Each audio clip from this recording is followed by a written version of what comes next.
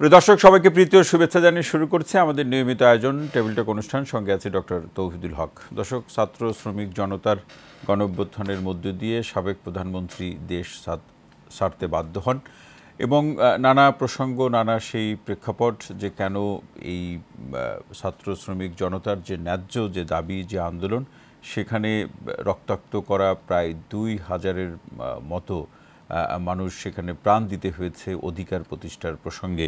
এবং সেই গণতন্ত্র মুক্তি পাক, স্বৈরাচার নিপাত যাক, সেই প্রসঙ্গে শহীদ নূর হোসেনের যে আত্মত্যাগ গণতন্ত্রের প্রশ্নে, সেটি কতটা কার্যকর করা সম্ভব হয়েছে, রাজনৈতিক দলগুলো গণতন্ত্রের চর্চা বা পুনরুদ্ধারের প্রশ্নে কী ধরনের ভূমিকা পালন করেছে, সেটিও আজকে সম্মানিত আলোচকদের কাছ থেকে জানার চেষ্টা করব। পাশাপাশি ২০২৪ সালে এসে সেই বৈষম্য বিলোপের জন্য, শিক্ষার্থীদের বা মানুষের ন্যায্যতা প্রতিষ্ঠার জন্য, সর্বোপরি আবার সেই গণতন্ত্র পুনরুদ্ধারের জন্য একজন আবু সাঈদকে জীবন দিতে হলো।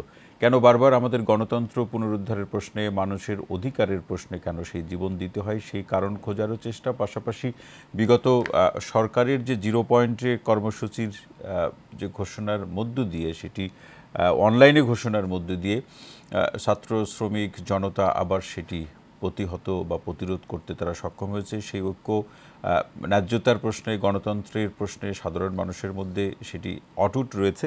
সেটি গণতান্ত্রিক প্রক্রিয়াকে আরও বেশি শক্তিশালী করার প্রশ্নে সেই ঐক্য অটুট থাকবে বলেই সবাই প্রত্যাশা করেন। তারই প্রেক্ষাপটে আজকের আলোচনার যে বিষয়, সেটি আমরা নির্ধারণ করেছি শিরোনাম যখন 0 পয়েন্ট। এ বিষয়ে আলোচনা করার জন্য 3 জন সম্মানিত আলোচক স্টুডিওতে উপস্থিত আছেন। আসলে আলোচনা শুরু করার আগে তাদের সাথে আপনাদের পরিচয় করে দিই। সর্বডানে আছেন ছাত্র ইউনিয়নের সাবেক সভাপতি শরীফুজ্জামান শরীফ, মাঝখানে আছেন জাতীয়তাবাদী যুবদলের সাবেক সহ সভাপতি মনিরুজ্জামান মনির, আমার ডান দিকে আছেন ঢাকা সাংবাদিক ইউনিয়নের সভাপতি মোহাম্মদ শহীদুল ইসলাম। আপনাদের 3 জনকে অনুষ্ঠানে স্বাগত জানাচ্ছি।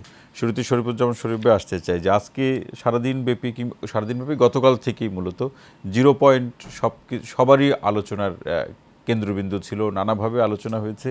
কি অবস্থা, সারাদিন ধরে আপনি কি দেখলেন, কি পর্যবেক্ষণ করলেন? আপনাকে ধন্যবাদ, দর্শক শ্রোতাদেরকে ধন্যবাদ, আমার সাথের 2 আলোচককে শুভেচ্ছা। আমি আলোচনা শুরুতে 1987 সালের 10ই নভেম্বর সামরিক স্বৈরাচার এরশাদের বিরুদ্ধে বাংলাদেশের যতগুলো প্রতিরোধ লড়াই হয়েছে তার একটা গুরুত্বপূর্ণ জায়গা ছিল 10ই নভেম্বর, এবং এদিন যারা শহীদ হয়েছেন তাদের স্মৃতির প্রতি শ্রদ্ধা জানাই। 10ই নভেম্বর নূর হোসেন জীবন্ত পোস্টার, এবং পরবর্তীকালে তাকে নিয়ে অনেক কবিতা বেরিয়েছে, সাহিত্য চর্চা হয়েছে। বুকে এবং পিঠে স্বৈরাচার নিপাত যাক, গণতন্ত্র মুক্তি পাক, এই স্লোগান নিয়ে তিনি রাস্তায় নেমেছিলেন। এই দিনে আরও অনেকেই শহীদ হয়েছেন যাদের কথা ইতিহাসে খুব একটা নেই, কিন্তু নূর হোসেনের মতো নয়। 10ই নভেম্বর ঢাকায় যাতে মানুষ আসতে না পারে তার জন্য ঢাকাকে সারা দেশ থেকে বিচ্ছিন্ন করে ফেলা হয়েছিল। আমরা তখন একেবারেই ছাত্র আন্দোলনের কর্মী। তো এই আন্দোলনে আমি আরও একজন মানুষকে শ্রদ্ধার সাথে স্মরণ করি, আমিনুল হুদা টিটো। তিনি আমাদের সংগঠন বাংলাদেশ ছাত্র ইউনিয়নের নেতা ছিলেন, কমিউনিস্ট পার্টির নেতা ছিলেন, এবং ক্ষেত মজুর সমিতির সাথে সার্বক্ষণিক কাজ করতেন। তিনি যখন ঢাকায় আসার পথে গাড়ি ঘোড়া বন্ধ করে দেওয়া হলো, তখন তিনি সাইকেল চালিয়ে কিশোরগঞ্জ থেকে ঢাকায় এসেছিলেন। 10ই নভেম্বরের পরে সচিবালয়ের আশপাশে তার সাইকেলটা পাওয়া গেছে, কিন্তু আমিনুল হুদা টিটোকে আর পাওয়া যায়নি, এবং তার মরদেহটাইও পাওয়া যায়নি। অসংখ্য শহীদের রক্তের মধ্য দিয়ে আমরা যে এরশাদকে পতন ঘটিয়েছিলাম, কিন্তু সেই স্পিরিটটা আমাদের কাছে থাকেনি। যে কারণে আমরা এরশাদের বিরুদ্ধে লড়াই করেছিলাম, সেই কারণটা আমাদের সামনে বারবার এসেছে, কখনো একটু ফিকে হয়ে, আবার কখনো প্রবল হয়ে। লড়াইটা এখনো শেষ হয়নি। সর্বশেষ আমাদের জুলাই আগস্টে যে অভ্যুত্থানটি হয়েছে, তাও কিন্তু একজন ফ্যাসিস্ট, একজন গণতন্ত্র হত্যাকারীর বিরুদ্ধে। সুতরাং 90 সালে আমিনুল হুদা টিটো অথবা নূর হোসেনের যে আত্মদান, সেই আত্মদানের মধ্য দিয়ে অর্জিত যে ফসল, সেই ফসলটা আমরা ঘরে তুলতে পারিনি, অথবা আমাদের বেহাত হয়ে গেছে। এবং এর পেছনে বাংলাদেশের এই যে বড় রাজনৈতিক দলগুলোর তাদের নীতিহীন রাজনীতি অনেকটা দায়ী। যারা এরশাদকে হত্যা করেছিল, আপনি আজকের ঘটনার কথা শুনতে চাচ্ছেন, আজকে আওয়ামী লীগ একটা কর্মসূচি দিয়েছিল। আওয়ামী লীগের কি করেছে এটি নিয়ে নতুন করে বলার অপেক্ষা রাখে না, কারণ ৫-৬ বছরের শিশুটিও আওয়ামী লীগ সম্পর্কে মোটামুটি ধারণাটা মানুষের মুখে মুখে। তো আজকে আওয়ামী লীগ কর্মসূচি দিয়েছিল কি উপলক্ষে? 10ই নভেম্বর উপলক্ষে। 10ই নভেম্বর কি হয়েছিল? সামরিক স্বৈরতন্ত্রের বিরুদ্ধে গণতন্ত্রের একটা লড়াই হয়েছে। তো সেই লড়াইয়ে নূর হোসেনকে উপলক্ষ করে আজকে আওয়ামী লীগ কর্মসূচি পালন করতে চেয়েছিল। যে নূর হোসেনকে হত্যা করেছিল কে? হুসেইন মোহাম্মদ এরশাদ। এবং পরবর্তীকালে শেখ হাসিনা এবং আওয়ামী লীগের হাত ধরে যে এরশাদ রাজনীতিতে প্রত্যাবাসন হয়েছে, যে এরশাদের সাথে ক্ষমতার ভাগাভাগি করেছে, যে এরশাদের সাথে জোট করেছে, সেই এরশাদের হাতে খুন হয়ে যাওয়া একজন কর্মীকে উপলক্ষ করে আজকে যখন আপনি আবার রাস্তায় নামার চেষ্টা করছেন, এটি একদিকে ওই শহীদের সাথে এক ধরনের প্রতারণা করা, ওই শহীদকে স্যাম্পল হিসাবে সামনে রেখে আপনি আপনার কাজগুলো গণতন্ত্রকে হালকা করে ফেলা, শহীদের আত্মদানের সাথে এক ধরনের কটাক্ষ করা। আমি শেষ করে দেবো এই জায়গাটায় যে এই কর্মসূচির ভেতর থেকে আসলে আওয়ামী লীগ কি চেয়েছে। আমার অবজারভেশনটা আপনাকে বলতে পারি যে হাজার হাজার কর্মীরা নেমে আসবে, নেমে এসে তার ভিতর থেকে তাদের যে যাদের মন ভেঙে গেছে, এই সময়কালে সাহস হারিয়েছে, তারা গা ঝাড়া দিয়ে উঠবে, রাস্তায় নেমে আসবে, শেখ হাসিনাকে ফেরত নিয়ে আসবে। আমি সেটি মনে করি না। আমি যেটা মনে করি, এর ভেতর থেকে তারা তাদের যে টার্গেট, সেই টার্গেট ফুলফিল করেছে। কি?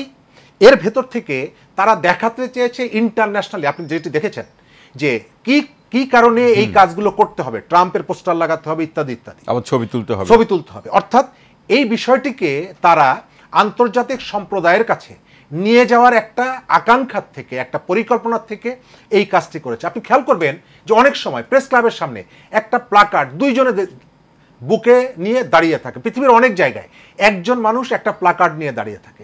আজকের এই যে বিক্ষোভ করার যে চেষ্টা, 3 জন 5 জন 7 জন যাই হোক না কেন, তাদেরকে যে গণপিটুনি দেওয়া, তাদেরকে লাঞ্ছিত করা, এই যে ঘটনাগুলো, আপনি গণমাধ্যমের সাথে যুক্ত অবশ্যই জানেন, আমার সঙ্গে যারা যে 2 জন আছেন তারাও দীর্ঘদিন গণমাধ্যমের সাথে যুক্ত। এই ধরনের একটা ছবি ইন্টারন্যাশনাল মিডিয়ার কাছে এটি খুবই ইম্পর্টেন্ট। শেখ হাসিনা গত 2 মাস 3 মাস কি করেছে, তার থেকে ইম্পর্টেন্ট হচ্ছে এটা। এই খেলাটাই আমার ধারণা আওয়ামী লীগ খুব কৌশলে এই ছবিগুলো সে ইন্টারন্যাশনালি সেল করে। শরীফুজ্জামান শরীফে অসংখ্য ধন্যবাদ। মোহাম্মদ শহীদুল ইসলাম ভাই, আসতে চাই, গণতন্ত্রের জন্য এই দেশের মানুষ আর কত প্রাণ দিবে? ধন্যবাদ আজকের টেবিল টক অনুষ্ঠানে আপনার মাধ্যমে দর্শক শ্রোতাদেরকে। তো গণতন্ত্রের জন্য আর কত প্রাণ দেবে, তার আগে আমি যেই বিষয়টি আপনি আজকের উপস্থাপনা করেছেন প্রথমেই, যে শিরোনাম যখন 0 পয়েন্ট, তো এই বিষয়টায় আমি দুটি কথা বলতে চাই। দেখুন, জুলাই বিপ্লবের রক্তের দাগ এখনও শুকায়নি। আহতরা হাসপাতালে এখনও মৃত্যুর সাথে পাঞ্জা লড়ছে। শহীদ পরিবারেরগুলো কান্না এখনও থামেনি। ঠিক সেই মুহূর্তে দিল্লিতে পালিয়ে যাওয়া প্রধানমন্ত্রী, সাবেক প্রধানমন্ত্রী হুমকি দিচ্ছেন সরকারকে বিতাড়িত করবেন, লাখ লাখ লোকের জামায়াত করবেন, চট করে দেশে ঢুকে যাবেন। তো তারই আরেকটি অংশ যেটি আমরা আজকে দেখলাম, যে কালকে সোশ্যাল মিডিয়াতে আহ্বান জানিয়েছেন যে 0 পয়েন্টে 1 হওয়ার জন্য। তো এটি আসলে অনেকে এটি নিয়ে কথা বলেছেন। তো আমার কাছে মনে হয় যে এটি নিয়ে খুব আলোচনা করবার খুব বেশি কিছু আছে বলে আমি মনে করি না। এজন্য আহ্বানটি দিয়েছে, বাট কাউকে কি দেখা গেল সেটা আমি বলতে চাচ্ছি। যে আপনি দেখেন যে আহ্বান জানিয়েছে যারা দীর্ঘ 16 বছর দেশকে শাসন করেছে। আজকে সে পালিয়ে যাওয়ার পরে যে আহ্বান জানিয়েছে, একজন লোক কি আপনারা রাস্তায় দেখেছেন? কালকে রাত্রে একজন লোক এসেছিলেন, সে নাকি আওয়ামী লীগের অফিসে ঢুকেছিলেন, তাকে আবার জনগণ ধরে পুলিশের কাছে দিয়ে দিয়েছেন। তো যেই সরকার বলেছেন যে আমি উন্নয়নের জোয়ার বইয়ে দিয়েছি এদেশে, তো সেই সরকার যখন পালিয়ে গেলেন, তাদের পাশে দাঁড়াবার মতো, তাদের ডাকে সাড়া দেবার মতো একজন লোক রাস্তায় নেই। তো সেটি আওয়ামী লীগ কেন বুঝতে পারছে না, বা বোঝার মতো সে অবস্থান নেই কেন? শরীফ ভাই যে কথাটি বলছেন যে এটি বোঝার ক্ষমতা নেই, এটা না। যারা এখন দেশ থেকে পালিয়েছেন, যারা দেশের মধ্যে পালিয়ে আছেন, তারা এটি বুঝতে পারেন, নিঃসন্দেহে বুঝতে পারেন। কিন্তু আন্তর্জাতিক বিশ্বের কাছে তারা এটি আলোচনায় থাকতে চান, একটি যে কোনো একটি ইস্যুতে, যে হ্যাঁ তারা যেই কথোপকথনগুলো শুনেছেন আপনি, যখন টেলিফোন সংলাপটি যখন প্রচারিত হয়েছে তখন বলেছেন যে আপনারা ছবি তুলবেন, ছবি তুলে ট্রাম্পের ছবিকে আপনারা এটা ভিডিও করবেন, ভিডিও করবেন, সেটি আমি পাঠিয়ে দেব সেখানে। তিনি প্রথমে মোদি কার্ড খেলেছিলেন, সেটি ফেল করেছে। গতকাল আজকে যে ট্রাম্প কার্ড খেলার কথা ছিল, তো জনগণ সেটাকে ওভার ট্রাম্প কার্ড কি কাজে আসবে? শহীদ ভাই, ট্রাম্প কার্ড কি কাজে আসবে? ট্রাম্প কার্ড খেলতে গিয়ে ওভার ট্রাম্প জনগণ খেলে দিয়েছে, সুতরাং এটি কাজে আসবার কোনো সুযোগ নেই। আপনারা জানেন যে আমাদের সেদিন একজন সম্পাদক বলেছিলেন যে আমরা আসলে ওয়াশিংটন অথবা নিউ ইয়র্কের নির্দেশে এদেশে বিপ্লব হয়নি, তাদের পরামর্শ নিয়ে হয়নি, এদেশের বিপ্লব এদেশের জনগণ করে। সুতরাং এদেশের জনগণের সিদ্ধান্ত নেবে এদেশে কি হবে, কারা এদেশে থাকবে, কারা এদেশে রাষ্ট্র চালাবে, কারা ক্ষমতায় থাকবে আর কারা মিছিল করবে, এটি সিদ্ধান্ত জনগণের হাতে, এবং জনগণ সেই সিদ্ধান্ত আমি মনে করি সঠিকভাবেই নিচ্ছে। শহীদুল ইসলাম ভাই, অসংখ্য ধন্যবাদ। মনিরুজ্জামান মনির ভাই, আসতে চাই, গণতন্ত্র কিংবা বৈষম্য দূর করার জন্য বা বিলোপের জন্য যারা প্রাণ 24 দিলেন এবং অতীতেও যারা দিয়েছেন তাদেরকে আমরা কতটা মনে রাখি না, তারাও আবার কোনো না কোনোভাবে ফেসিবাদের তাদেরকে দখল করে ফেলে। আজকে যে বাস্তবতা দাঁড়ালো 0 পয়েন্টকে ঘিরে। ধন্যবাদ আপনাকে, ধন্যবাদ আমার দুই পাশে দুই সম্মানিত আলোচক। একজন তো অনেক বড় ছাত্রনেতা ছিলেন, ছাত্র ইউনিয়নের প্রেসিডেন্ট, আর একজনও প্রেসিডেন্ট, উনি ঢাকা সাংবাদিক ইউনিয়নের। আপনার প্রশ্নটা এটা তো আমাদের চলছে, এই প্রশ্ন চলবেই, সেই শুরু হয়েছে 71-এর পর থেকে, অথবা 71-এর পর থেকেই। আপনার জীবন দিতে হয় কেন?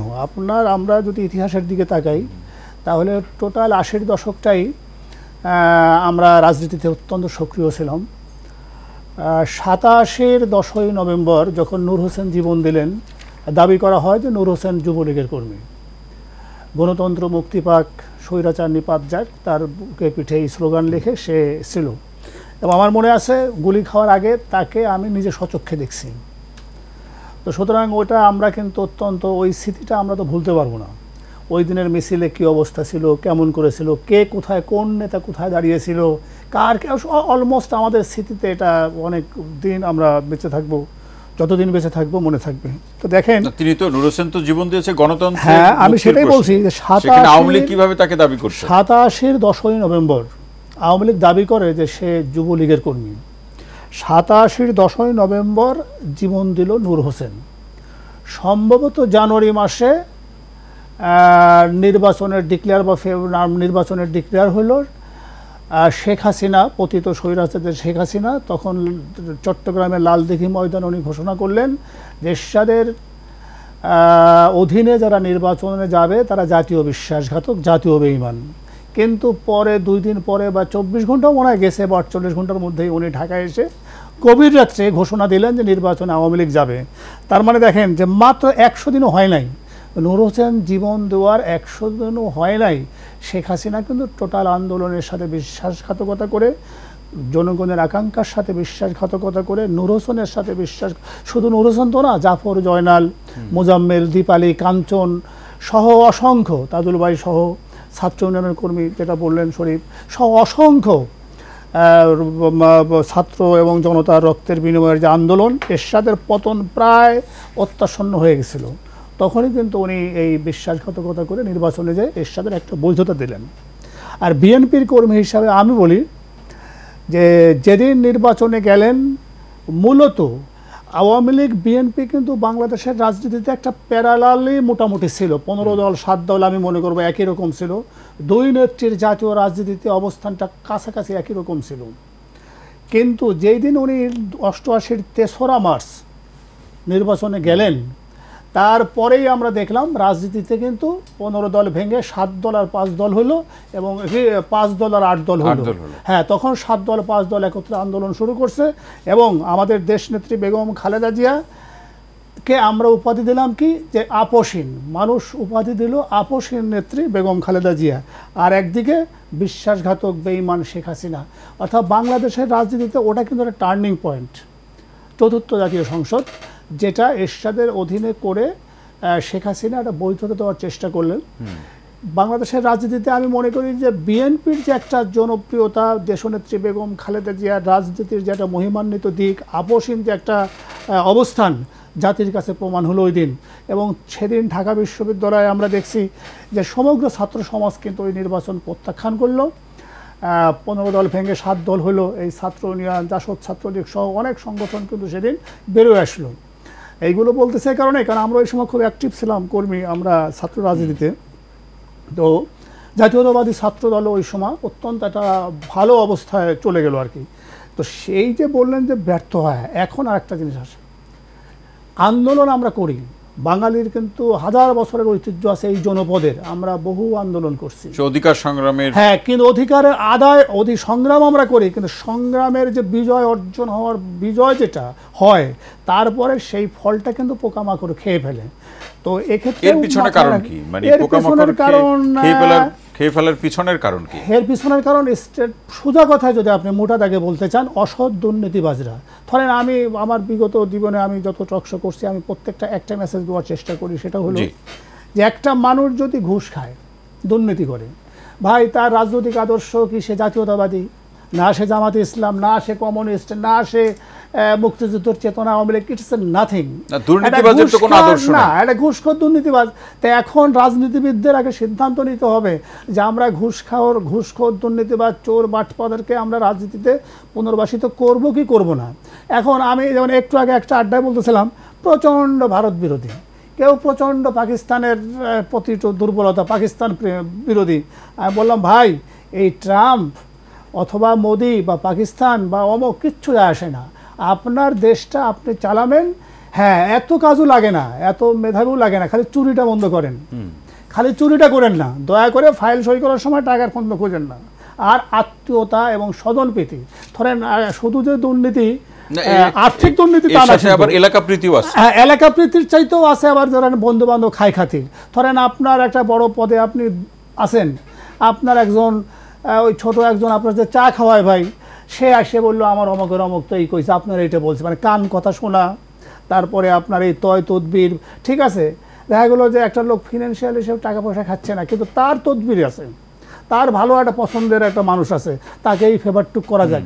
বাঙালি এইখান থেকে ফিরে আসতে হবে, অর্থাৎ আপনাকে সৎ এবং স্বচ্ছতার ভিত্তিতে সমাজে না হওয়া পর্যন্ত শুধু রাজনৈতিক আন্দোলন দিয়ে আমরা পরিবর্তন করতে পারবো, শোষণ ঘটাতে পারবো, কিন্তু একটা সমৃদ্ধশালী ভালো বাংলাদেশ আমরা করতে পারবো না। মনির ভাই, অসংখ্য ধন্যবাদ। শরীফুজ্জামান শরীফ ভাই আসতে চাই, যেখানে মনির ভাই শেষ করেছেন যে আসলে আমাদের সাধারণ মানুষ অধিকারের প্রশ্নে, গণতন্ত্রের প্রশ্নে, ন্যায্যতার প্রশ্নে জীবন দেয়, কিন্তু ফলাফলটা অন্য কেউ দখল করে ফেলে।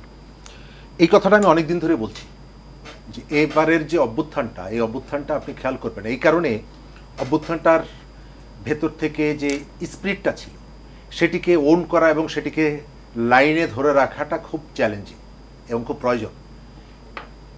এবারের অভ্যুত্থানে যারা শহীদ হয়েছেন সংখ্যাটা অনেক বেশি, এবং আপনি খোঁজ নিয়ে দেখবেন এই শহীদের তালিকার মধ্যে সমাজের প্রভাবশালী যারা আছে, যাদের গাড়িতে পতাকা ওড়ে, যারা সমাজকে নিয়ন্ত্রণ করে, সমাজের সেলিব্রিটি যারা, তাদের কারো কোনো সন্তান নেই। কারো সন্তান থাকুক এটি আমরা চাই না, কিন্তু এদের কারো সন্তান নেই, এদের কারো স্বজন নেই। কারা আছেন? যারা শহীদ হয়েছেন তাদের কেউ কেউ ঢাকার থেকে লাশ কুমিল্লায় নিয়ে যাবে, লাশ বহন করার সেই যে অ্যাম্বুলেন্সের ভাড়াটা পর্যন্ত নেই, অন্যের কাছ থেকে ধার করে সেই লাশটা নিয়ে গেছেন। কিন্তু যখন আপনি পলিসি নির্ধারণ করবেন, রাষ্ট্র পরিচালনা করবেন, ট্রেনটা এগিয়ে নিয়ে যাবেন, তখন আপনি দেখবেন সব থেকে বেশি অবহেলিত হচ্ছে সেই জনগোষ্ঠী। আমরা এই শহীদের যে বিরাট তালিকা আপনি খেয়াল করে দেখবেন যে শহীদের কিন্তু ডিভিশন করার প্রয়োজন নেই, সুযোগও নেই, মানে উচিত না। আপনি খেয়াল করে দেখবেন যে কয়েকটা নির্দিষ্ট নামের বাইরে আপনি কিন্তু অন্য নামগুলো শুনছেন না, অল্প কয়েকজনের নাম আপনি প্রতিনিয়ত শুনছেন। আমাদের সমাজের সবকিছুই হচ্ছে আমরা ওই যে এলিটদেরকে ফোকাস করার চেষ্টা করি এবং তাদেরকে রাষ্ট্রের যে সহযোগিতা, কারণ কি এলিটরা সবকিছু নিয়ন্ত্রণ করতে পারে বা করে, তারা নিয়ন্ত্রণ করে এবং সব সময় ড্রাইভিং সিটে যেহেতু তারা থাকে, ইতিহাসটা তারাই লেখে, সুতরাং তাদের হাতে কাগজ কলম থাকে, ইতিহাস সে তার মতো করে লেখে, সে তার মতো করে লেখে।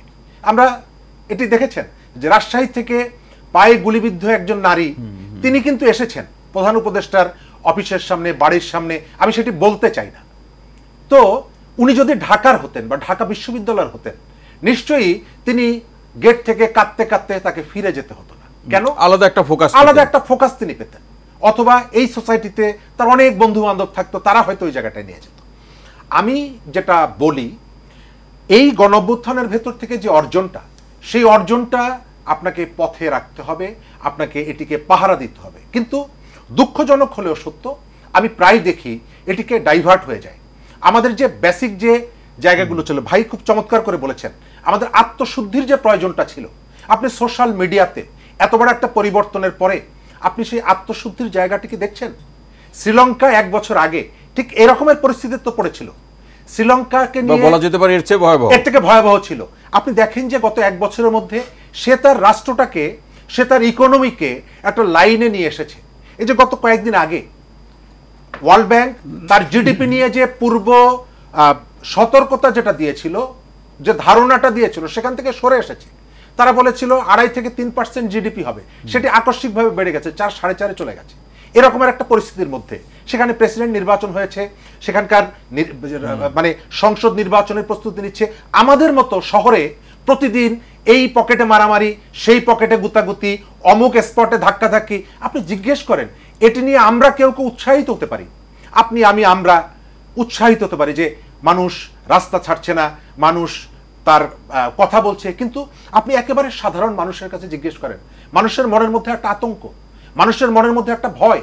আপনি বেশিরভাগ মানুষ এই জায়গা থেকে বেরিয়ে আসতে চায়। এই ভয় এবং আতঙ্কে কি আসলে গণতন্ত্রের এই প্রশ্নে, নাকি তার জীবনযাত্রা? তার জীবনযাত্রা, গণতন্ত্রের যে জায়গাটা, আপনাকে অ্যালার্ট থাকতে হবে, সতর্ক থাকতে হবে। আপনি খেয়াল করে দেখছেন যে 15 বছর যারা জগদ্দল পাথরের মতন বসেছিল, তাদের মধ্যে কোনো অনুশোচনা নেই।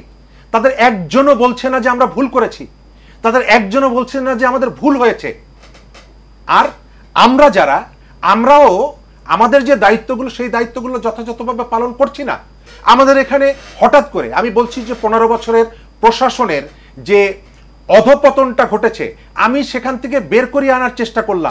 আমি ডিসি নিয়োগের ক্ষেত্রে কেলেঙ্কারি ঘটনা ঘটিয়ে ফেললাম, তদন্ত কমিটি করতে হলো, তদন্ত কমিটির রিপোর্ট তারা প্রকাশ করতে পারছে না। গতকালকে লালমনিরহাটে বিজিবিতে নিয়োগে সেখানে বিক্ষোভ হয়েছে অনিয়ম নিয়ে। অর্থাৎ এই জায়গা থেকে আমি বেরোতে পারছি না। আমার যে অর্জনগুলো, সেই অর্জনগুলো নানা রকমের বিভিন্ন গ্রুপ এসে এখানে তার নিজস্ব স্বার্থে এখানে প্রবেশ করাচ্ছে। জি, শরীফুজ্জামান শরীফ, অসংখ্য ধন্যবাদ। শহীদুল ইসলাম ভাই, আসতে চাই যে আমাদের এই গণঅভ্যুত্থানের মধ্য দিয়ে রাষ্ট্র সংস্কার এবং একটি যৌক্তিক এবং গ্রহণযোগ্য নির্বাচনের যে প্রশ্নে যে পরিবর্তনগুলো আমাদের দুজন সম্মানিত আলোচক বললেন, আপনিও আলোচনা করেছেন, যে পরিবর্তনগুলো আমরা প্রত্যাশা করি, সেই পরিবর্তনগুলো কেউ না কেউ তাদের দখলে রাখার চেষ্টা করছে। এই প্রশ্নের সূত্র ধরে আপনার কাছে এই বিষয়ে জানতে চাই যে আমাদের দেশের গণতন্ত্রের উপরে যে বিদেশি যে চোখ বা বিদেশিদের যে দৃষ্টি, সেই জায়গাতে আমাদের দেশের রাজনৈতিক দলগুলো সাধারণ মানুষকে সাথে নিয়ে যে ঐক্যের জায়গাটি অটুট রাখবে, সেই রাজনৈতিক দলগুলোর মধ্যে সংস্কার কতটুকু দেখছেন? ধন্যবাদ। তো দেখুন, যে কথাটি এসছে যে আমরা আসলে রাজনৈতিক দলগুলোর মধ্যে সংস্কার যদি না হয়, তাহলে আমরা আমাদের যে প্রত্যাশা, সেই প্রত্যাশাটি কিভাবে পূরণ করব। তো আমরা প্রত্যেকেই আমাদের কথার মধ্যে আসে যে আমরা একটি সুন্দর রাষ্ট্র চাই, একটি ভালো রাষ্ট্র চাই, একটি ভালো রাষ্ট্র গঠন আমাদের সকলের প্রত্যাশা। কিন্তু এটি কিভাবে হবে? এটির জন্য আগে আমার নিজেকে পরিশুদ্ধ হতে হবে। আমি নিজে পরিশুদ্ধ হই না, আমি নিজের সংশোধন করি না, কিন্তু আমি একটি ভালো রাষ্ট্র চাই, একটি ভালো রাজনৈতিক দল চাই যে তারা ভালো কাজ করবে। দেখা যায় যে এই রাজনৈতিক দল যারা পরিচালনা করেন, তারা যদি শুদ্ধ না হন, তারা নিজেদেরকে যদি সংশোধন না করেন, তাহলে এই চাওয়াটি চাওয়ার মধ্যেই থাকবে, এটি আসলে বাস্তবে রূপ লাভ করবে না। তো এই জন্য দেশের বয়স তো কম হলো না, 53 বছর। এক্স্যাক্টলি, যে আমরা 53 বছর পার হয়ে গেল। আপনি আগে একটি প্রশ্ন করেছিলেন যে আমরা 71 সালে 1 সাগর রক্তের বিনিময়ে আমরা দেশকে স্বাধীন করেছি, আর কত রক্ত দিব? এরপরে দেখা গেল যে 71-এর পরে আমরা 72 থেকে 74 পর্যন্ত আমরা যেই রক্ত আমরা দিলাম, যে 28,000, কেউ বলে 28,000, কেউ বলে 30,000, 32,000 জাসদ কর্মী সহ এদেশের স্বাধীনতাকামীর রক্ত দিতে হয়েছে। এরপরে আমরা 75 সালে দেখলাম আবার রক্ত, এরপরে 90-এর গণ অভ্যুত্থানে রক্ত দিতে হলো, এরপরে এসে আমাদের 24-এর যে গণবিপ্লব হলো, সেখানেও রক্ত দিতে হলো।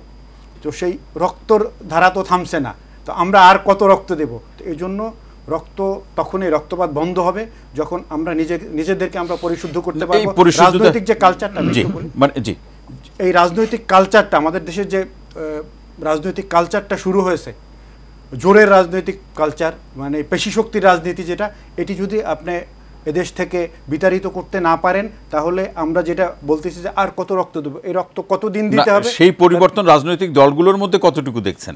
যে 3 মাস এই বর্তমান সরকারের সময় তারা পার করলো, দায়িত্ব পালন করেছে, এই 3 মাসের মধ্যে কোনো পরিবর্তন রাজনৈতিক দলগুলোর মধ্যে আপনার চোখে পড়ে? রাজনৈতিক দল না, যেই পরিবর্তনটি প্রত্যাশা করছি আমরা, কাঙ্ক্ষিত মানের পরিবর্তন, আমরা যে বড় রাজনৈতিক দল সেখানেও কিছু ত্রুটি আমরা এখন আমাদের চোখের সামনে আসছে। দখল বাণিজ্য, এরপরে আপনার কি বলে যে এখানে ব্যবসা দখল, হাট দখল, বাজার দখল, এগুলো আমাদের সামনে এখনও আসছে। সুতরাং আমরা মনে করি যে এই জায়গা থেকে বের করে আনবার জন্য বাংলাদেশের রাজনীতিকে, বাংলাদেশের রাজনৈতিক কর্মীদেরকে, রাজনৈতিক নেতাদেরকে একটি বড় ভূমিকা নিতে হবে, ঐক্যের জায়গায় আসতে হবে। আমার মনে হয় যে হ্যাঁ, একটা হচ্ছে ঐক্যের জায়গা, আর একটি হচ্ছে রাজনৈতিক নেতাদের একটি সদিচ্ছা থাকতে হবে যে আমার কর্মীদেরকে, আমার রাজনৈতিক নেতাদেরকে আমি সঠিক ধারায় পরিচালিত করব। শহীদ ভাই, রাজনৈতিক নেতারা বা দলগুলোর প্রধানরা বা বিভিন্ন গুরুত্বপূর্ণ পদে যারা থাকেন, তারা যখন কথা বলেন, তাদের কথা শুনে কি সদিচ্ছার অভাব আছে এটা মনে হয়? এটা আমরা এই যে কথায় সদিচ্ছার অভাব আছে বলে মনে হয় না, কিন্তু কাজের সময় আমরা সেটার সাথে মিল দেখি না। সমস্যাটা ওইখানে।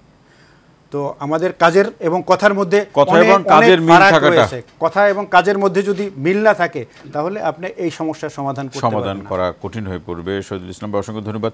মনিরুজ্জামান মনির ভাই, একই সাথে শুনতে পারলে ভালো হতো, কিন্তু বিরতি থেকে ফিরে এসে শুনবো। আমি প্রশ্নটা আপনার কাছে রেখে যাচ্ছি যে বিএনপি 31 দফা নিয়ে কাজ করছে, রাষ্ট্র মেরামত এবং সংস্কারের ক্ষেত্রে 31টি তাদের দফা আছে, তারা ক্ষমতা আসলে কিভাবে রাষ্ট্র পরিচালনা করবে। কিন্তু বিএনপির পক্ষ থেকে এখনও বিরাজনীতি, মাইনাস ফর্মুলা, একই সাথে ষড়যন্ত্র, এই শব্দগুলো কিন্তু বারবার বলা হচ্ছে। এর পেছনের হেতু কি, সেই বিষয়ে আপনার পর্যালোচনা শুনবো। তবে এখনও কেন বলছে যে ষড়যন্ত্র হচ্ছে? আমরা এখনও বিএনপির মহাসচিবের কিংবা ভারপ্রাপ্ত সম্মানিত চেয়ারম্যানের আলোচনা থেকে শুনছি বিরাজনীতি হচ্ছে, মাইনাস ফর্মুলা হচ্ছে। এই আলোচনাগুলো বা শব্দগুলো কিন্তু আমরা অন 11-এ শুনেছি, এখনও শুনছি। আচ্ছা, আপনাকে এইটার জবাব দেওয়ার আগে প্রথম যে প্রশ্নটা আপনি দুজনের করছিলেন, জাস্ট 5 সেকেন্ড আমি বলবো 0 পয়েন্টের যে ফলাফল বা প্রতিক্রিয়া। আসলে 0 পয়েন্টের ফলাফল প্রতিক্রিয়া হলো 0, ইটস নাথিং। শেখ হাসিনা, আওয়ামী লীগের যারা বিদেশে আছে তাদের একটা প্রয়োজন ছিল যে আওয়ামী লীগ নামক একটা দল কিন্তু এখনও আছে, এটা একটা প্রচার দেওয়া, এবং ফেসবুকে এটা ছেড়ে দিল। প্রতিক্রিয়া যেটা দেখানো হয়েছে বিভিন্ন রাজনৈতিক দল, ছাত্র সমাজ, সরকার, এগুলো আমার ব্যক্তিগতভাবে ধারণা যে এত প্রতিক্রিয়া না দেখালে হতো। ওদের এখন এই সাহস নাই ঢাকা শহরে প্রকাশ্যে তারা মিছিল মিটিং করতে আসবে। এটা যেটা ওই যে ভাই বলতেছিল, শহীদ ভাই, যে তারা ওই 5 জন এক জায়গায় দাঁড়ায় যে একটু ছবি টবি তুলে একটু পাঠাবে বিদেশে, বা ট্রাম্পের ছবি নিয়ে পাঠাবে, এটা একটা স্থূল একটা কৌশল আর কি। যাই হোক, টিকে থাকার সংগ্রাম আর কি, এবং কারো দৃষ্টিতে পড়ার জন্য, এটাই আর কি। আপনার বিরাজনীতির কথা আপনি বললেন, -2 কথা বললেন। দেখেন, প্রথমত এটা তো ঠিক যে বাংলাদেশের রাজনীতিবিদরা কাঙ্ক্ষিতভাবে নেতৃত্ব দিতে পারে নাই স্বাধীনতার এই এত বৎসরে। এই যে বিএনপি 31 দফাটা প্রণয়ন করলো, বিএনপির 31 দফাটা প্রণয়ন কেন করলো? অর্থাৎ অন্যান্য রাজনৈতিক দলকে অ্যাকোমোডেট করতে হবে, এবং একটা বৃহত্তর ঐক্যের স্বার্থে একদিকে যেমন জামাত ইসলামের সাথে একটা সম্পর্ক, কখনো দূরবর্তী কখনো কাছে রেখে একটা সম্পর্ক, পাশাপাশি অন্যান্য দলগুলোর সাথে একটা বৃহত্তর ঐক্য এই ফ্যাসিস্টের বিরুদ্ধে করার জন্য 31 দফা বিএনপি করলো। এবং 31 দফাটা আমি মনে করি এটা একটা ওই যে বলে যে সামাজিক যে একটা বন্দোবস্ত বা রাজনীতিতে একটা সমঝোতা, কীভাবে আগামী দিনে দেশ চলবে, এটার জন্য একটা অসাধারণ দলিল। এইটা বাস্তবায়ন করার একটা প্রচেষ্টা বিএনপির পক্ষ থেকে থাকবে এবং প্রতিশ্রুতি আছে। বিরাজনীতিকরণ, যেহেতু রাজনীতিবিদরা ব্যর্থ হয়েছে, আমি রাজনীতির লোকেও মনে করব যে গত 50 বছরে রাজনীতিবিদরা অনেক ক্ষেত্রে ব্যর্থতার পরিচয় দিয়েছে। তো স্বাভাবিক কারণে সমাজের কিছু লোক আছে, এই সমাজে কিছু লোক আছে, তারা মনে করে দূর রাজনীতিবিদরা দেশ চালাতে পারতেছে না, সুতরাং অন্য পেশার লোকজন নিয়ে চালাক। তো সেই চেষ্টা তারা করতেই পারে, তারা করবে, অসুবিধা কী? কিন্তু সেটা সংখ্যায় কমবে, খুবই কম। ঘুরে ফিরে আলটিমেটলি আপনাকে রাজনীতিবিদরাই আন্দোলন সংগ্রাম করে, রাজনীতিবিদরাই দেশ পরিচালনা করে এবং সরকার উৎখাত করতে হলে রাজনীতিবিদদেরই লাগে, মানে রাজনৈতিক দলগুলোর দায়টা বেশি। জি, এখন সমাজের খুব ক্ষীণ স্বরে যদি কেউ বলে বিরাজনীতিকরণ, ওটা আমরা আমলে নেওয়া ঠিক না, কারণ ওটা কখনোই হবে না। রাজনীতিবিদদের বাদ দিয়ে এই দেশ চালানো যাবে না। আচ্ছা, এখন আসেন -2 ব্যাপারটাও সেরকম। এই সমাজে অল্প কিছু মানুষ আছে যারা নিজেদেরকে মনে করে যে তারা অনেক বুদ্ধিজীবী আতেল, তো তারা মনে করে -2 বোধহয় হয়ে গেলে অনেক কিছু হয়ে যাবে, কিন্তু বাস্তবতা সেটা নাই। কারণ হলো শেখ হাসিনা তার নিজের ভুলের কারণে তার দলের লোকজনের সীমাহীন লুটপাট, নানান রকমের অপশাসনের কারণে তারা জনগণ দ্বারা প্রত্যাখ্যান হয়েছে। 75-এও তারা প্রত্যাখ্যান হয়েছিল এবং উৎখাত হয়েছিল 75-এ, এবারও তার উৎখাত হয়েছে। কিন্তু বিএনপির কিন্তু এই ইতিহাসটা নাই। আপনি দেখেন 96 সালে যখন বিএনপিকে ক্ষমতা ছেড়ে দেওয়া হলো, তখন কিন্তু ক্ষমতা ছেড়ে দেওয়া আন্দোলনের মুখে জনতার মঞ্চ, এটা সেটা নানান ষড়যন্ত্র, তারপরেও কিন্তু বিএনপি 116টা সিট পেল এবং খুব সামান্য ব্যবধানে আরও 40-50টা সিট হাসছে। যদি জামাতে ইসলাম স্বতন্ত্র ইলেকশন না করতো তাহলে তো নিশ্চয়ই 96-এ বিএনপি আবার ক্ষমতায় আসতো। ঠিক দেখেন 81 সালের 30শে মে যখন শহীদ জিয়াউর রহমানকে হত্যা করা হয়, তো দেশের রাষ্ট্রপতিকে হত্যা করা হয়েছে এবং আমাদের দলটা তো আওয়ামী লীগের বলে যে শেখ হাসিনা শেখ মুজিব প্রতিষ্ঠাতা। আওয়ামী লীগের প্রতিষ্ঠাতা শেখ মুজিব না, আওয়ামী লীগের প্রতিষ্ঠাতা হলো মাওলানা ভাসানী। শেখ মুজিব ছিল হলো যুগ্ম সাধারণ সম্পাদক, তারপরে উনি সভাপতি হয়েছেন, কিন্তু বিএনপির প্রতিষ্ঠাতা শহীদ জিয়াউর রহমান। সুতরাং আমরা বলতে পারি যে জিয়াই হলো বিএনপি প্রতিষ্ঠা করছেন। তো সে জিয়াউর রহমানকে হত্যার পরে তার যখন জানাজা হলো, আপনি দেখলেন ঢাকা শহরে লক্ষ লক্ষ মানুষ এবং সারা দেশে একটা অন্যরকম একটা আবহাওয়া তৈরি হলো, শোকের যে একটা আবহাওয়া। আমার ব্যক্তিগত একটা স্মৃতিচারণ আমি করি। আমার বয়সে ছোট, আমার এক ফুফু মারা গেছিলেন। তো অল্প বয়সের মেয়ে যদি মারা যায়, সদ্য বিবাহিত একটা মেয়ে, সে যদি মারা যায় তাহলে কি হয়, ওই অঞ্চলে একটা বিরাট একটা হইচই পড়ে যায়। এবং 20 বছরের একটা কিশোরী মেয়ে মারা গেল, 18-19 বছরের কিশোরী মেয়ে মারা গেল, আমরা সেই লাশ দেখতে গেলাম, নতুন বিয়ে হয়েছে। বিশ্বাস করে আমার আজও মনে পড়ে যে আমার মানে সম্পর্কে ভাস্তি, সে মারা গেছে, আমরা তাকে গেছি, আমি ওই সময় গ্রামের বাড়িতে ছিলাম, মানে আমরা ঢাকা থেকে বাড়ি গেছি। তো এই মৃত্যুটাকে নিয়ে মানুষের মধ্যে কোনো আলোচনা দেখলাম না। জানা যায় এই মৃত্যুটা নিয়ে আলোচনা না, জানা যায় হলো কি শহীদ জিয়াউর রহমানের, এটা হলো একদিন পরে, যেদিন ওনার লাশটা খুঁজে পাওয়া গেল, মানে 30শে মে, এটা সম্ভবত পরের দিন 31শে মে এরকম। তো তার মানে কি, তার মানে হলো যে মানুষ, সারা দেশের মানুষ কিন্তু ওই দিন তারা সমস্ত কাজ ভুলে গেছিল, তারা শহীদ জিয়ার মৃত্যুটাকেই শোকাচ্ছন্ন ছিল। তো সুতরাং সেই দল কিন্তু শহীদ জিয়ার মৃত্যুর পরে এরশাদ নানা রকমের চক্রান্ত করছে। দেশনেত্রী বেগম খালেদা জিয়ার কাছে যেই কাছাকাছি গেছে তাকেই এরশাদ মন্ত্রী বানাইছে, কিন্তু বিএনপিকে শেষ করতে পারে নাই। ঠিক তেমনি আপনার 96 সালেও কিন্তু বিএনপিকে নিঃশেষ করতে পারে নাই। এবারও যে ধরেন 15 বৎসর বা 17 বৎসর 111-এর সরকার সহ আওয়ামী লীগ এই কয় বছর যে পরিমাণ চেষ্টা করছে, এই দলটা কতটা গণভিত্তি আছে, কতটা জনগণের কাছে গ্রহণযোগ্য, যে এত চেষ্টা করেও কিন্তু বিএনপিকে দমাতে পারে নাই। যেমন আমি তো মনে করি যে আমরা ভাই, তো আমার নামে অসংখ্য মামলা, এই মামলা হওয়ারগুলো কোনো কারণ ছিল না, কিন্তু আমাকে এখনও হাজিরা দেওয়া লাগে, আমার জেলে যাইতে হয়েছে। কেন? কি সব মামলা, উদ্ভট সব মামলা দেখলে আপনি হাস্যকর, যে আমি যেখানে নাই সেখানে মামলা দেওয়া হয়েছে, কিন্তু আমি তো জর্জরিত হয়েছি, তারপরও তো আমরা বিএনপি ছেড়ে যাই নাই। বা মানে এমন হয়েছে যে লোক বেঁচে নেই তার নামে পর্যন্ত মামলা হয়েছে, বিদেশে থাকে তার নামে মামলা হয়েছে। যে বিএনপি হলো এমন একটা দল যে প্রতিটা ঘরে, আপনি এমন কোনো ঘর পাবেন না যে এই ঘরে বিএনপি নেই, শীষের একটা মানুষ নেই।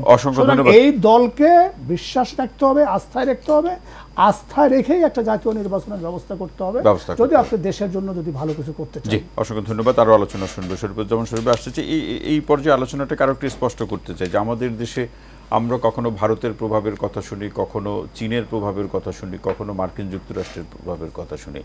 সেই জায়গা থেকে আপনারা বলছেন যে এদেশের একটি স্বাধীন দেশ হিসাবে আমাদের জনগণ, আমাদের রাজনৈতিক দলগুলো ঠিক করবে যে আমাদের গণতান্ত্রিক প্রক্রিয়া, উন্নয়ন কাঠামো, এগিয়ে যাওয়ার যে ক্ষেত্রগুলো, পরিকল্পনাগুলো কি হবে। কেন এই সমস্ত দেশগুলোর কথা বারবার শুনতে হয় এবং তাদের প্রভাব একবার আমরা উড়িয়েও দিতে পারি না?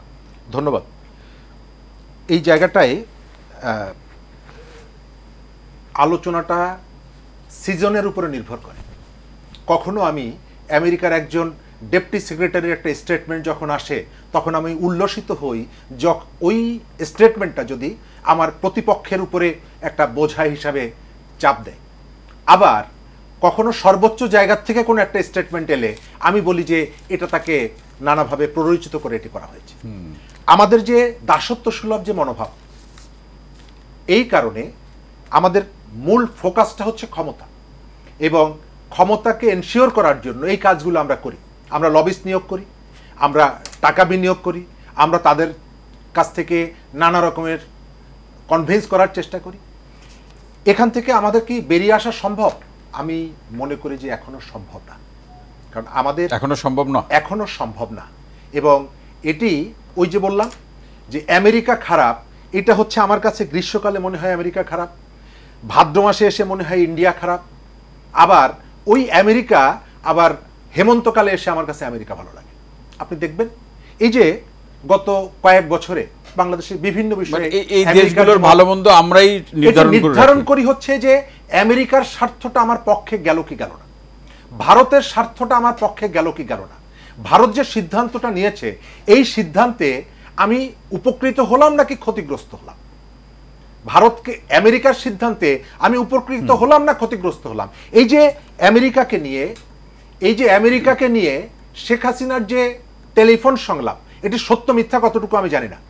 এই আমেরিকাকে নিয়ে এই আওয়ামী লীগ আজ থেকে 1 বছর আগে তারা বারবার ওই যে মুক্তিযুদ্ধের সময় 8ম নৌবহর পাঠিয়েছিল সেই কথাটা তারা বারবার বলেনি? অবশ্যই বলেছে। আবার এখন ট্রাম্পের যে টুইট, সেটি নিয়ে একটা অংশ আপনি দেখবেন যে ট্রাম্পকে ভুল বোঝানো হয়েছে, এগুলো দিয়ে আমাদের আসলে কিছু যায় আসে না। কিন্তু এটি 1 বছর আগে যদি হতো তাহলে আমরা বলতাম যে এই যে দেখো আমাদের প্রকৃত চিত্রটা তুলে ধরেছে। আমাদের মধ্যে দেশকে ভালোবাসার, দেশের স্বার্থকে প্রায়োরিটি দেওয়ার জায়গা। ট্রাম্প একসময় বলেছিল বাংলাদেশ কোথায়। অবশ্যই। তো আমাদের, আপনি ভালো ততক্ষণ যতক্ষণ পর্যন্ত আপনি আমাকে স্নেহ করেন বা আমি আপনার কাছ থেকে কোনোটা সুবিধা পাবো। রাজনীতির এই জায়গা থেকে আপনি বের হতে পারেন। আপনি দেখবেন যে ভারতে যত বিরোধ থাকুক না কেন, ন্যাশনাল ইন্টারেস্টে তারা সব একটা জায়গায় আসে। আমাদের এই জায়গায় যত দল তত মত। আজ থেকে 2 মাস আগে 3 মাস আগে যারা একসাথে হাত রেখেছে, লাশ পড়ার পরে সেই সহযোদ্ধার লাশ কাঁধে তুলে নিয়েছে, এখন তারা একজন আরেকজনের মুখ দেখতে পারে না। যে গতকালকে যশোরে ছাত্রদল এবং যুব দলের 2 কর্মী জেল থেকে বেরিয়েছে, যুব দলের যিনি কর্মী, তাকে ছাত্রদলের এক নেতা ধাওয়া করেছে। তিনি একটা স্কুলের মধ্যে গিয়ে লুকিয়েছেন, গার্লস স্কুলের মধ্যে, এবং সেখান থেকে এসে পা জড়িয়ে ধরেছেন, জীবন ভিক্ষা দাও। তাকে কুপিয়ে বোমা মেরে সেখানে হত্যা করা হয়েছে। অথচ আজ থেকে 3 মাস আগে 4 মাস আগে হয়তো এই 2 কর্মী পুলিশের ভয়ে বাড়ির থেকে বেরিয়ে গিয়ে ধান খেতে একসঙ্গে ঘুমিয়েছে। অর্থাৎ এই যে স্বার্থ, এই যে রাজনীতি, আমাদের রাজনীতির এই যে ডিফারেন্সটা কিসের জানেন? আদর্শ না। আমাদের রাজনীতির ডিফারেন্সটা হচ্ছে লুটপাটের ভাগ আমি পাবো। তার মানে কি রাজনৈতিক দলগুলো, শরীফ ভাই, রাজনৈতিক দলগুলোর মধ্যে কখনো দুর্দিন তৈরি হলে একতা বেশি হয়, ইউনিটি বেশি থাকে। আবার এখানে যখন সুদিন আসে তখন ড্রাইভিং সিট থেকে আপনি সরে যান। আমি আপনাকে জিজ্ঞেস করি, এই যে জুলাই আগস্টের গণ অভ্যুত্থানে এই দেশের সচিবদের কি ভূমিকা ছিল? এই দেশের সরকারি আমলাদের কি ভূমিকা ছিল? তারা কখন রাস্তায় নেমে কথা বলেছে? রাস্তায় নেমে তারা কথা বলেনি। তারা সরকারের দাসত্ব করেছে, বাকিরা চুপচাপ ছিল, একটা স্ট্যাটাস দেওয়ার সাহস পায়নি। রাস্তায় নেমেছে কে? রিক্সাওয়ালা। রাস্তায় নেমেছে কে? ছাত্র। রাস্তায় নেমেছে কে? শ্রমিক। সেই শ্রমিকের বুকে আপনি প্রথম গুলি করলেন। সেই রিক্সাওয়ালাকে আপনি রাস্তায় ধরে তার ওই যে রিক্সার যে মেশিনটা খুলে নিয়ে আপনি বিক্রি করে দিচ্ছেন। অথচ এই যে গণ অভ্যুত্থানে একটা মানে যুগান্তকারী ঘটনা ঘটিয়েছিল রিক্সাওয়ালার, আপনার মনে আছে? রিক্সায় দাঁড়িয়ে স্যালুট দেওয়া ভাইরাল হয়েছিল। সেই রিক্সাওয়ালার কাছ কেমন আছে আমি কি খোঁজ নিয়েছি? কতটা খোঁজ নেওয়া সম্ভব হয়েছে? শরীফুজ্জামান শরীফ, অসংখ্য ধন্যবাদ। যারা সাধারণ মানুষ, যারা এই আন্দোলনে জুলাই বিপ্লবে বা গণঅভ্যুত্থানে যারা প্রাণ দিলেন অথবা আহত হয়েছেন, এখনও চিকিৎসাধীন আছেন, তাদের খোঁজ খবরের প্রসঙ্গ নিয়ে কিন্তু শরীফুজ্জামান শরীফ ভাই প্রশ্ন রাখলেন। এখন আবার প্রশ্ন হচ্ছে যে গণতন্ত্রের প্রশ্নে নিজেদের মধ্যে যে ঐক্য, কাউকে ভুলে না যাওয়া, যে ত্যাগ স্বীকার করেছে, আমরা তো খুব সহজেই ভুলে যাই। জি, দেখুন, আমাদের একটা কথা প্রচলিত আছে বাংলাদেশে যে বাঙালিরা খুব সহজেই সব কিছু ভুলে যায়। তো কথাটা তো একদিক থেকে সত্যই, যে আমরা কতজন মনে রাখতে পেরেছি। 3 মাস পার হলো কেবল, এখনও হসপিটালে কত লোক আছে। তো আমার কাছে একজন সংবাদকর্মী গত কয়েকদিন আগেই ফোন করলেন, বললেন যে আমি সাভারে গিয়েছিলাম, সিআরপিতে 160 জন আহত বিপ্লবী আছে, যেখানে যারা গণ অভ্যুত্থানে আহত হয়েছেন তাদের খবর কেউ রাখে নাই। তো সেখানে পরবর্তীতে আমরা খবর নিতে গিয়ে দেখলাম যে সত্যি সেখানে তাদের খবর কেউ নিচ্ছে না। এখন উপদেষ্টা পরিষদের পক্ষ থেকে একটি ঘোষণা দেয়া হয়েছিল। তো আমি মনে করি যে এই ঘোষণাটি যাতে ঘোষণার মধ্যে না থাকে, তাদের পক্ষ থেকে এই আহত লোকদেরকে, শহীদ পরিবারকে যেই প্রণোদনা দেওয়ার কথা, যে সহযোগিতার কথা বলা হয়েছিল, তাদের পাশে যাতে রাষ্ট্র থাকে। না, সেটি হচ্ছে, কিন্তু এর গতিটা আরো বেশি বাড়ানো দরকার। নিঃসন্দেহে আমি সে কথাটাই বলতে চাচ্ছিলাম যে 8ই আগস্ট সরকার গঠনের পরে যে কয়েকটি দাবি এসেছিল, তার মধ্যে প্রধান দাবি ছিল যে আপনার বিতর্কিত আমলা এবং পুলিশ কর্মকর্তাদেরকে চিহ্নিত করে তাদেরকে আইনের আওতায় আনা, আইনের মুখোমুখি করা, তাদেরকে গ্রেপ্তার করা এবং সেখানে রিপ্লেসমেন্ট করা। আরেকটি দাবি ছিল যে নিহত এবং আহতদের পরিবারকে প্রয়োজনীয় সহযোগিতা দেয়া, তাদের পাশে থাকা। সেই জায়গাটা থেকে তো কিছুটা বিচ্যুতি হচ্ছেই। তো আমি মনে করি যে না, 2-1 শহীদের পরিবারকে কোথাও কোথাও চাকরি দেওয়া হয়েছে, কিন্তু সেটা কি 2-1 কি আমরা সকলের সকল দায় পালন হয়ে গেছে সেটা মনে করার সুযোগ আছে? শরীফুজ্জামান ভাই বলেছেন, একটা কথা বলেছেন যে আসলে আমরা এলিটমুখী, এলিটদেরকে আমরা মনে রাখি, সাধারণ মানুষদেরকে আমরা খুব কম মনে রাখি। এই কালচারটা থেকে এখনো আমরা বের হয়ে আসতে পারিনি। এটি থেকে বের হতে হবে। বাংলাদেশের রাজনীতিকে যদি আপনার পরিশুদ্ধ করতে হয়, তাহলে এই জায়গা থেকে বের হয়ে আসতে হবে। আপনি যে কথাটি বললেন যে আমাদের ভিতরে এই দুর্দিনের সময় ঐক্য হয়, আবার যখন সুদিন আসে, ভাগাভাগির প্রশ্ন আসে, তখন আমরা আবার আগের মতো হয়ে যায় যে আমার ভাগটা আমাকে নিতে হবে, সেজন্য যার মাথায় বাড়ি দিতে হবে সেটি আমরা দিতে দ্বিধা করি না। মাথা কোনো বিষয় না, মাথা কোনো বিষয় না, ক্ষমতার প্রশ্নে, ভাগের প্রশ্নে। এই কথাটি যে এটি সত্য, সেই জায়গা থেকে আমি কখন বের হয়ে আসব? যদি আদর্শের জায়গাটি যদি ঠিক না হয়, তাহলে সেই জায়গা থেকে বের হয়ে আসতে পারবো না। আমার দেশপ্রেম যদি প্রাধান্য না পায়, সেই জায়গা থেকে বের হয়ে আসতে পারবো না। সুতরাং আমাদের আদর্শ এবং দেশপ্রেম আমাদেরকে সবার আগে অগ্রাধিকার যদি আমরা দিতে পারি, তাহলেই এই জায়গাটি বা গণতন্ত্রের প্রশ্নে সমুন্নত থাকবে। মনির ভাই, আসতে চাই যে আসলে এখন মাথা ঠিক রাখা, অর্থাৎ মাথা নিরাপদ থাকবে কিনা, অর্থাৎ একজনের মাথা আরেকজনের কাছে নিরাপদ কিনা, সেই প্রশ্ন যখন বড় হয়ে দেখা দেয়, তখন আসলে একজন ব্যক্তি তার নিরাপত্তার প্রশ্নে, গণতান্ত্রিক পুনরুদ্ধারের প্রশ্নে তার যে ভূমিকা, দায় দায়িত্বের প্রসঙ্গ রয়েছে একজন নাগরিক হিসাবে, সেই জায়গাতে কখনো কখনো কি সে সীমিত বা সংকুচিত হয়ে যায় কিনা? আমি যেটা বুঝি সেটা হলো যে আপনার বর্তমান বাস্তবতা, সামগ্রিক দেশের পরিস্থিতি এবং আগামী নির্বাচন, একটা নির্বাচিত সরকারের কাছে ক্ষমতা হস্তান্তর করতে, এক্ষেত্রে বাংলাদেশে অপর দলের মধ্যে সাথে নিয়ে বিএনপি একটা প্রাসঙ্গিক। এখন আমি এটুকু দেখি বা আমরা খুব বিশ্বাস করি এবং আমরা এটা আশা করি ইতিমধ্যে মানুষ এটা বুঝতে পেরেছে, দেশের মানুষও বুঝতে পারছেন, সেটা হলো যে বিএনপি 1/11-এর পর থেকে, মানে 2006 সালের পর থেকে যে চড়াই উতরাই এবং নির্যাতন নিপীড়নের মধ্য দিয়ে কিন্তু মানে অবিশ্বাস্য, অনেকেই ইদানিং অনেক সাংবাদিকরাও লেখালেখি করেন যে আমাদের নেতা বিএনপি ভারপ্রাপ্ত চেয়ারম্যান জনাব তারেক রহমান সাহেব মানে অক্লান্ত পরিশ্রম, অত্যন্ত মেধাবের সাথে, বুদ্ধিমত্তার সাথে, ধৈর্যের সাথে কিন্তু এই দলটা টিকিয়ে রেখেছেন এবং ঐক্যবদ্ধ রেখেছেন। এবং সবচেয়ে ধরেন এটা, আমি তো এই দলের সাথে অনেক বছর, আমি বিএনপিকে এত ঐক্যবদ্ধ আমি কখনো দেখি নাই। যেমন একটা সময় আমি দেখছি ধরেন যে বিএনপির নানান রকমের সেন্টার পয়েন্ট থাকতো, ওইখানে বিএনপি একটা গ্রুপ নিয়ন্ত্রিত হয়, এইখানে একটা বিএনপির গ্রুপ হয়, ওই সে নানান এলাকায় ভূতে দেখা গেছে ধানমন্ডি থেকে একটা নিয়ন্ত্রণ হয়, আবার ওই নানান, আশা করি বুঝতে পারছেন, উইন্ডো থাকে আর কি। কিন্তু এই মুহূর্তে কিন্তু বিএনপির মধ্যে মোটামুটি একেবারে সব কিছুই একাধারের মতন একটা সোজা বলতে গেলে, যে এখন টোটাল পার্টির লিডারশিপটা যারা তারেক রহমানের নেতৃত্বে একবার টোটালি ঐক্যবদ্ধ, অর্থাৎ সিদ্ধান্তটা সবার কথা শুনে উনি দেন এবং ওনার সিদ্ধান্তটাকে আবার উল্টাপাল্টা কেউ করবে, যেটা হয় আর কি রাজনীতিতে, ল্যাংমারা, এটা করা সেইটা করে, যোগ্য লোকরে কনস্পেসি করে ফেলে দেওয়া, অযোগ্য যোগ্যরে নিয়ে আসা, এই নানান প্র্যাকটিস যেটা বাংলাদেশ হয়তো সেইটা এখন বিএনপিতে হয় না। এবং আপনি জানেন যে প্রায় 1300 না থেকে 1350 নেতাকর্মীকে কিন্তু বহিষ্কার করা হয়েছে, কারো পদ ডিমোশন দেওয়া হয়েছে, কারো নানানভাবে কিন্তু দলে তাদেরকে অনেককে সতর্ক করা হয়েছে, অনেককে অব্যাহতি দেওয়া হয়েছে। এবং উনি কিন্তু একটা মেসেজ দিচ্ছেন সারা দেশব্যাপী বিএনপি নেতাকর্মীদের মধ্যে যে কোনো রকম কোনো অন্যায় করে পার পাওয়া যাবে না। হ্যাঁ, কিছু ইনসিডেন্ট ঘটছে, যেটা শরীফ সাহেব বললেন, এরকম ঘটনা কিন্তু কিছু ঘটতেছে, কিন্তু ব্যবস্থার বাইরে একটাও যায় নাই।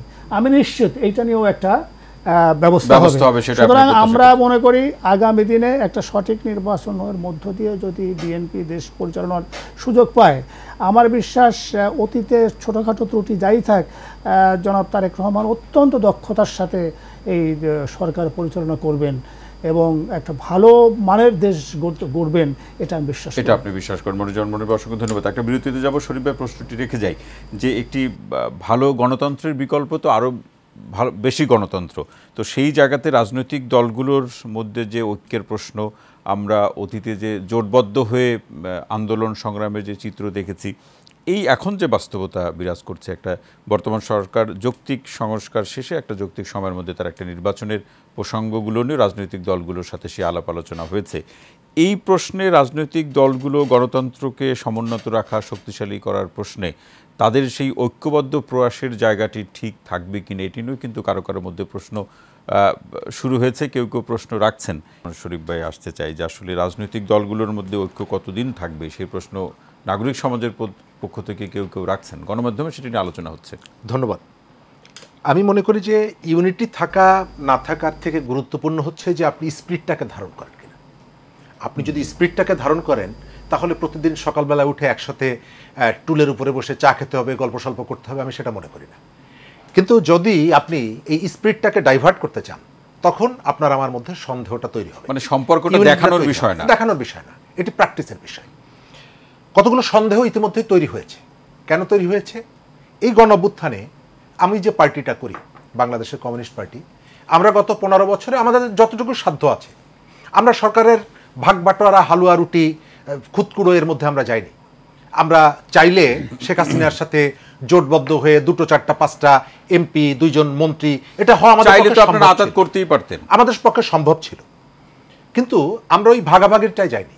আমরা এই গণঅভ্যুত্থানে অংশগ্রহণ করেছি। গণঅভ্যুত্থানের পরে যখন আপনি আমার পার্টিকে নিষিদ্ধ করার জন্য কোর্টে যাবেন, তখন তো সন্দেহ আমার মনে তৈরিই হবে। এই যে গণঅভ্যুত্থানে শেষ দিনে, আগস্টের প্রথম দিকে যে কারফিউটা হলো দ্বিতীয়বার, সেই কারফিউ প্রথম ভঙ্গ করা হলো প্রেস ক্লাবের সামনে থেকে। সাংস্কৃতিক কর্মীরা তারা বাহাদুর শাহ পার্ক পর্যন্ত গান গেয়ে যাবে কারফিউ ভঙ্গ করে, এবং সেটি লিড করলো কে? উদীচী শিল্পী গোষ্ঠী। আপনি এখন বলছেন যে উদীচীকে নিষিদ্ধ করতে হবে। অর্থাৎ এর ভেতর থেকে আমার কাছে মেসেজটা আসছে যে ড্রাইভিং সিটে যারা আছে, ইঞ্জিনে যারা আছে, ইঞ্জিনের মধ্যে কোনো একটা প্রবলেম আছে। আপনি একজন একজন করে যদি ধরতে থাকেন, ঢাকা বিশ্ববিদ্যালয়ের, এই বিশ্ববিদ্যালয় তো একটা বিরাট রোল ছিল জাতীয়তাবাদী ছাত্র দল। আমি জাতীয়তাবাদী ছাত্র দল করি না বা বিএনপির রাজনীতি করি না, কিন্তু এই যে 15 বছরের যে দুঃশাসনের বিরুদ্ধে যে লড়াই, এই লড়াইয়ে বিএনপির অবদানকে তো আমি অস্বীকার করতে পারি না, তাদের স্যাক্রিফাইসকে তো আমি অস্বীকার করতে পারি না। হয়তো সে সাকসেস হয়নি, কিন্তু এটিতেও অস্বীকার করা যাবে না। আপনি যখন সিদ্ধান্ত নেন যে ঢাকা বিশ্ববিদ্যালয় ক্যাম্পাসে শুধু আমরাই মিছিল করব, ছাত্রদল জিয়াউর রহমানের ছবিও লাগাতে পারবে না, তখন সিদ্ধান্ত এটাই সাধারণ শিক্ষার্থীরা বলছে যে কোনো ছাত্র রাজনীতি থাকবে না। লেজুর ভিত্তিক ছাত্র রাজনীতি বলতে আপনি কাদের কথা বলছেন? লেজুর ভিত্তিক ছাত্র রাজনীতি থাকতে পারবে না। এর ভেতর থেকে আপনি নির্দিষ্ট কয়েকটা সংগঠনকে নিষিদ্ধ করতে চাইছেন, কাজ করতে দিতে চাইছেন না। আমি এই বক্তব্যটা শুনছি, গণ অধিকার পরিষদের ছাত্র সংগঠনের প্রেসিডেন্ট দাঁড়িয়ে বলছেন, তিনি তো একটা রাজনৈতিক দল করেন। একেবারে শেষ লাইন শুনবো। আমি এই মুহূর্তে যে বিজয়, এই বিজয় ধরে রাখার জন্য 3টা কাজ দরকার। আপনি প্রতিনিয়ত রাস্তায় যে একটা অস্থির অবস্থা তৈরি করে রেখেছেন, আপনি পাওয়ারে আছেন, আপনার যে সংযত আচরণ থাকা দরকার সেটি আমি দেখছি না। আমি মনে করি এই মুহূর্তে কাজ 3টা। একটা হচ্ছে প্রয়োজনীয় সংস্কার সাপেক্ষে স্বল্প সময়ের মধ্যে নির্বাচনের দিকে যেতে হবে। 2 নম্বর, দ্রব্যমূল্য নিয়ন্ত্রণে আপনার কার্যকর দৃশ্যমান পদক্ষেপ নিতে হবে। 3 নাম্বার হচ্ছে আপনি প্রতিপক্ষের মাথায় বাড়ি দেওয়ার থেকে এই ঢাকা শহর যে অপরাধীদের একটা অভয়ারণ্য হয়েছে, প্রতিদিন 4টা 5টা 6টা খুন হচ্ছে, এটি বন্ধ করার জন্য আপনার দৃশ্যমান কার্যকর উদ্যোগ। অসংখ্য ধন্যবাদ শহীদুল ইসলাম ভাই। শেষ মন্তব্য আপনি কি বলবেন? ভাই তো 3টি প্রস্তাবের কথা বললেন, আপনি সরকারের কাছে কোনো প্রস্তাব রাখতে চান কিনা? জি, আমি সরকারের কাছে যে প্রস্তাবটি রাখতে চাই সেটি হচ্ছে যে দ্রুত যে সংস্কারের কথা বলেছেন, আমরা সেই দ্রুত সংস্কারটি দেখছি না।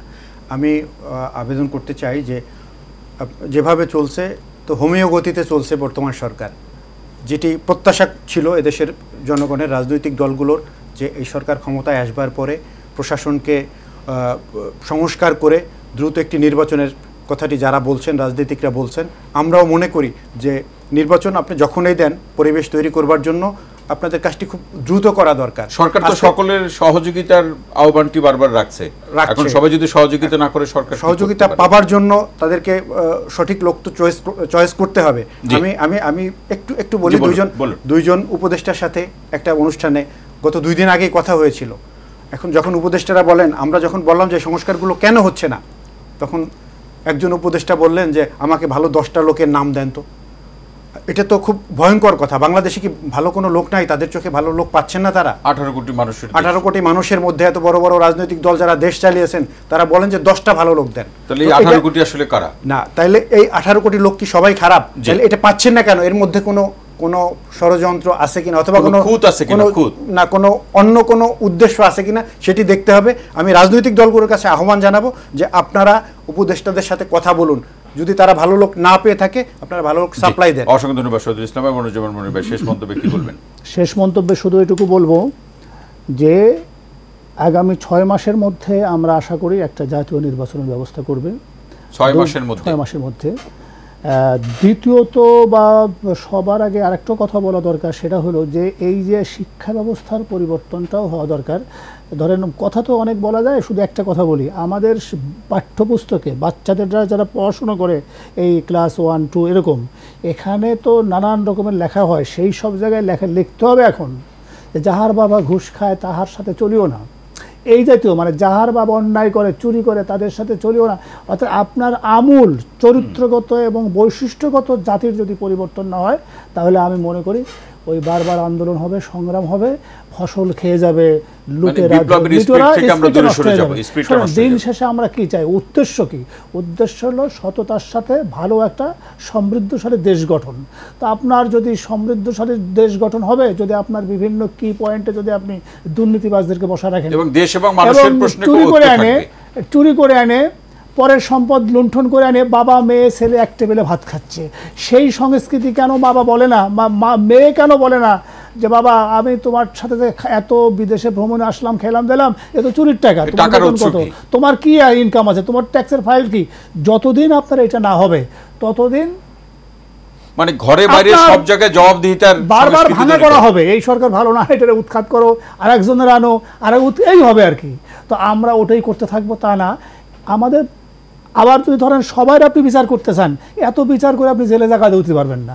শুদ্ধি অভিযানটা করে একটা ভালো হওয়ার সুযোগ দিয়ে একটা নতুন করে শুরু করতে হবে, নতুন কৌশল নির্ধারণ করতে হবে। অসংখ্য ধন্যবাদ মনিরুজ্জামান মনির, মোহাম্মদ শহীদুল ইসলাম এবং শরীফুজ্জামান শরীফ, আপনাদের 3 জনকে অসংখ্য ধন্যবাদ আজকের আলোচনায় আমাদের সময় দেওয়ার জন্য। প্রিয় দর্শক, আজকের মতো টেবিল টক অনুষ্ঠানটি এখানে শেষ করছি। সবাই ভালো থাকুন, সুস্থ থাকুন, নিরাপদে থাকুন। সঙ্গে থাকার জন্য অসংখ্য ধন্যবাদ।